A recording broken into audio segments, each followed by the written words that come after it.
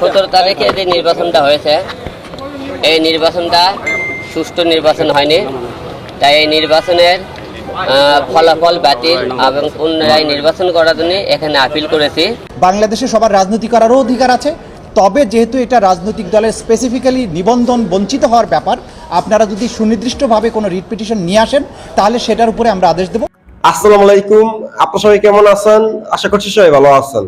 তো আমি আপনাদের কাছে দেখাবো ঢাকা 17 আসনের উপনির্বাচন হিরো আলম নতুন করে আবার করবেন, কিন্তু কেন হঠাৎ করে হিরো আলমের এমন সিদ্ধান্ত, আপনারা এই ভিডিওটি দেখলে বুঝতে পারবেন। আর এইদিকে নির্বাচনের বিষয়টি নিয়ে হঠাৎ কি বললেন আইনজীবী। তো আমি আপনাদের কাছে এই দুটি ভিডিও ফর্মটা দেখাবো। তো আজকের এই ভিডিওটি অত্যন্ত গুরুত্বপূর্ণ। তো আমি আশা করবো যে আপনারা এই সম্পূর্ণ ভিডিওটি দেখবেন, আর এই সম্পূর্ণ ভিডিওটি দেখলেই বিস্তারিত জানতে পারবেন। আর এই ভিডিওটি দেখানোর আগে আপনাদের কাছে ছোট্ট একটি রিকোয়েস্ট, আপনারা যদি আমার চ্যানেলে নতুন হয়ে থাকেন তাহলে একটু নিত্য আপডেট নিউজ সবার আগে পেতে আমার এই চ্যানেলটি সাবস্ক্রাইব করে আমার সাথেই থাকুন। আর এখন চলুন প্রথম আমরা দেখে আসি ঢাকা 17 আসনের উপনির্বাচন হিরো আলম কেন আবার নতুন করে করবেন সেই ভিডিওটি। নির্বাচন অফিসে কেন এসেছে? আপনারা সবাই জানেন নির্বাচন অফিসে আসার একটাই কারণ, যে 17 তারিখে যে নির্বাচনটা হয়েছে, এই নির্বাচনটা সুষ্ঠু নির্বাচন হয়নি। তাই এই নির্বাচনের ফলাফল বাতিল এবং পুনরায় নির্বাচন করার জন্য এখানে আপিল করেছি। আর এই ফলে মনে করেন আমার কাছে তথ্য প্রমাণ আছে, ভিডিও ফুটেজে 10 বছর 12 বছর মেয়েদেরকে ভোট দেওয়া হয়েছে এবং একটা লোক 15-20টা করে সিল দিয়েছে এবং তারা এই এলাকার কোনো ভোটারই না। আমার কথা আইন চাই প্রমাণ, সাক্ষী। আমি সাক্ষী প্রমাণ সহকারে ভিডিও ফুটেজ সম্পূর্ণ আপিলে এখানে আমি ভিডিও ফুটেজ জমা দিয়েছি এবং আপনারা যারা সাংবাদিক ভাইরা আছেন সবাই আমার যে ফুটেজটা নিয়ে নেবেন। সেই দিন যে 17 তারিখে যে ভোটটা হয়েছে, ওখানে ভোট কতটুকু পড়েছে আপনারা সবাই, আমরা যখন সকাল থেকে অনেক জায়গার পক্ষে ঘুরেছি, 8টা 7টা করে এক একটা জায়গায় ভোট পড়েছিল। তারপরে আমরা যখন ভোট পড়ে তখন আমরা লাস্টে আপনি দেখেন ভোটের শেষ টাইমে কিন্তু তারা কি রকম করে ভোটটা করেছে। নির্বাচনের মাঠে হিরো আলমের বিপক্ষে থাকলেও এখন ফুলের মালা দিয়ে জড়িয়ে ধরলেন তারেকুল ইসলাম ভূঁইয়া। এই ফুলের মালা দেওয়ার রহস্য কি আমরা জানবো ভিডিও থেকে। ভাবলাম এক লোকটাকে দেখে আসছি, আরেকটা বার দেখে না আসলে বলবো যে আমি সেলিব্রিটি হওয়ার জন্য হসপিটালে গিয়েছি। তো কাজে আজকে বাসায় আসছি, আমি তাকে দেখার উদ্দেশ্যে আসছি, অন্য কিছু না। আমার অন্য কোনো সেলিব্রিটি হওয়ার প্রয়োজন নেই, দেখতে আসছি। আর তার সাহসিকতা এবং তার যে আহত হয়েছে এটির জন্য আমি তীব্র নিন্দা জানাই। আমার গাড়ি ভাঙচুর হয়েছে 2টি ভাষণ থেকে। তো এই কাজে সবকিছু মিলিয়ে আমি বলবো যে নির্বাচনের মাঠে প্রার্থীদের সম্পূর্ণ নিরাপত্তা দেওয়া। পুলিশ প্রশাসন বলছেন যে বাহিরে কিছু দুর্বৃত্ত, পুরো 17 আসনের মাঠটাই আমার প্রশাসনের নিয়ন্ত্রণে থাকার কথা। আর হিরো আলম যেহেতু, আশরাফুল আলম যেহেতু আপনার পুলিশ প্রটোকল নিয়েছেন, সেখানে তার উপরে হামলা হবে বা তার উপরে বিভিন্ন ধরনের কিছু হওয়ার জন্য সে আশঙ্কা করছে, তাকে আরো প্রচুর পরিমাণ নিরাপত্তা দেওয়া প্রয়োজন ছিল। আমারও জায়গায় জায়গায় বাধা দেওয়া হয়েছিল, আমার গাড়ি ভাঙচুর করা হয়েছিল। সবকিছু মিলিয়ে আমি এই পুরো নির্বাচনটাকে আমি মনে করি একটা বানচাল নির্বাচন হয়েছে, কারচুপি বলবো না। এই সরকারের অধীনে আমি মনে করি প্রতিবাদের কোনো ভাষা নেই, প্রতিবাদ করে কোনো লাভ নেই। আল্লাহর কাছে বিচার দিতে হবে, যদি তাদেরকে আল্লাহ পাক নেক হায়াত দান করে এবং নেক আমল করার নেক্সট টাইম সুযোগ দেয়, তারা আমল ঠিক করবেন, এটি আমি প্রত্যাশা করি। আচ্ছা, আপনি যে একটা ফুল নিয়ে আসছেন, না ফুলটা আমি আসলে অন্য কিছু না, ফুলটা হচ্ছে যে আমি ভাই অসুস্থ ছিল, আহত হয়েছে, একজন মানুষ হিসাবে আমরা তো আসলে বিভিন্ন সময় বিভিন্ন কাজে মানুষকে দিই। ফুল আসলে এমন একটা ভালোবাসার জিনিস, এটি আসলে ভালোবেসে আমি তাকে দিচ্ছি। এটা আপনারা অন্য কিছু মনে করবেন না, এটা ভালোবাসা দিচ্ছি, ভালোবাসা আমি তাকে ফুলটা দিচ্ছি। এটা আমার সাথে তার সাথে কোনো মত পার্থক্য নয়। আর সেও মানুষ, আমিও মানুষ। আমি একজন, আবারও বলছি, রাজনৈতিক কর্মী হিসাবে আমার দায়িত্ব কারোর সাথে মনোমান্য হলে এটা খুব সহজে মুসলমান হিসেবে মিটিয়ে দেওয়া। আমি একজন মুসলমান হিসেবে, হ্যাঁ, আমার তার প্রতি কোনো রাগ নাই। আমার প্রতি রাগ আছে কিনা আমি সেজন্য এসেছি, দেখলাম আমার প্রতি তার কোনো রাগ নাই। এতটুকু আমি পেয়েছি। তো তার ভালোবাসা, আন্তরিকতা আমি প্রত্যাশা করবো সবাই ভালোবাসা দিয়েছেন নাকি ঢাকা 17? আমি ভাবছিলাম আমার প্রতি হিরো আলম, না আমি ভাবছিলাম আমার প্রতি হিরো আলম অনেক রাগ, কারণ যেহেতু আমি পেন্সিল করতে গিয়েছি আমার প্রতি একটা রাগ জাগছিল, আপনার মনে আছে? তো সে তো রাগ ছিল, কিন্তু আজকে আসে দেখলাম না আসলে নির্বাচনের পরে মানুষটা আসলে ভিন্ন হয়ে গেছে।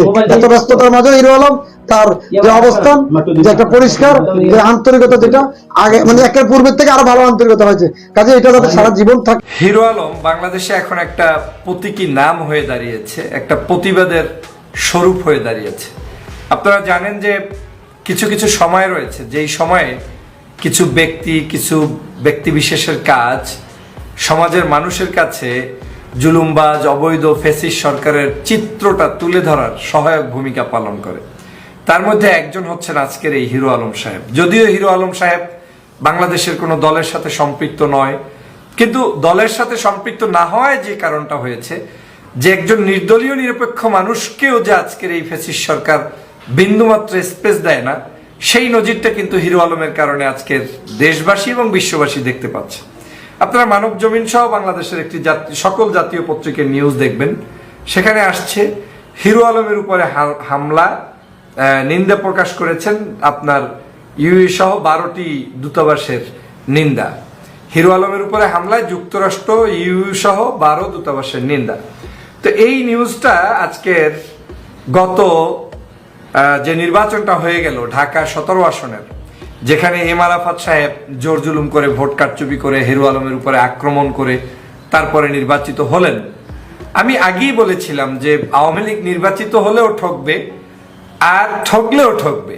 এই দুইটার অনেকেই ব্যাখ্যা শুরুতে বুঝতে পেরেছেন অথবা পারেন নাই।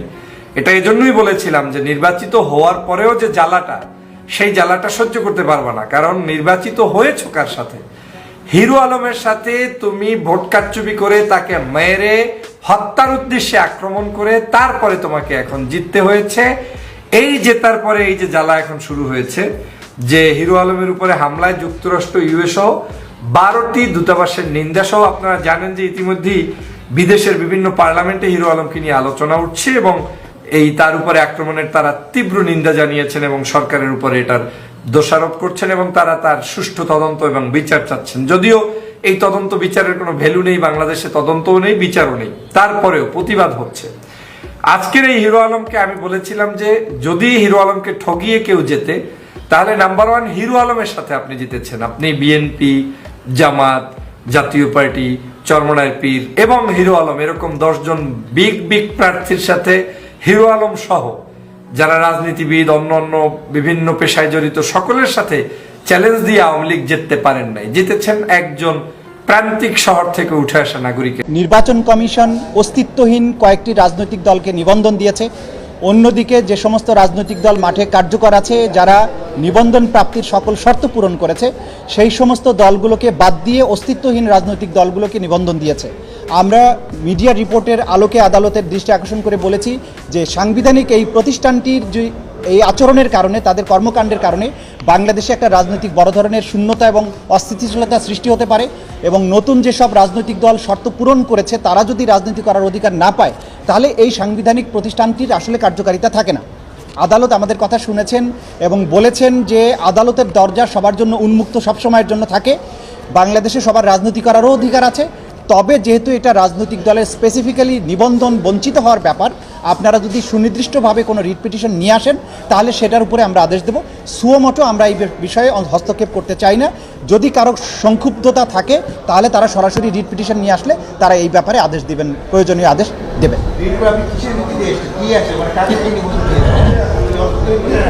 বর্তমান সময়ে আপনারা জানেন যে প্রথমে নির্বাচন কমিশন 12টা দলের তালিকা করেছিল, যেখানে আমার দল অর্থাৎ আমার বাংলাদেশ পার্টি, এবি পার্টি 1 নম্বরে অবস্থান করেছিল।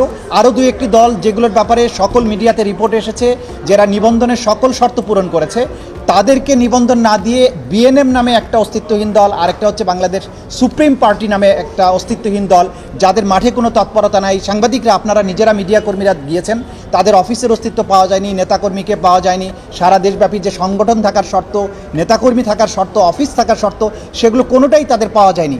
অন্যদিকে আমাদের দল সহ 2-1টা দল যাদের একদম সমস্ত শর্ত পূরণ করেছে, অফিস পেয়েছে, কেন্দ্রীয় কার্যালয় পেয়েছে, কার্যকর রাজনৈতিক ব্যবস্থা তাদের পেয়েছে, তাদেরকে নির্বাচন কমিশন নিবন্ধন দেয়নি। এই বিষয়টা পত্রপত্রিকায় প্রকাশিত হয়েছে, সমালোচনা হয়েছে, এই সব কিছু আদালতের কাছে আমরা তুলে ধরেছিলাম। তো আমি আশা করছি যে আপনারা সম্পূর্ণ ভিডিওটি দেখেছেন আর নির্বাচন নিয়ে আইনজীবী কি বলেছেন সেটি বুঝতে পেরেছেন। তো আপনাদের যদি বিষয় নিয়ে কোনো মতামত থাকে আমাকে অবশ্যই কমেন্টে জানাবেন। আর আপনারা যদি আমার চ্যানেলে নতুন হয়ে থাকেন তাহলে আমার এই চ্যানেলটি সাবস্ক্রাইব করে আমার সাথেই থাকুন। তো দেখা হচ্ছে পরবর্তী কোনো ভিডিওতে। সে বন্ধু সবাই ভালো থাকবেন, সুস্থ থাকবেন। আল্লাহ হাফেজ।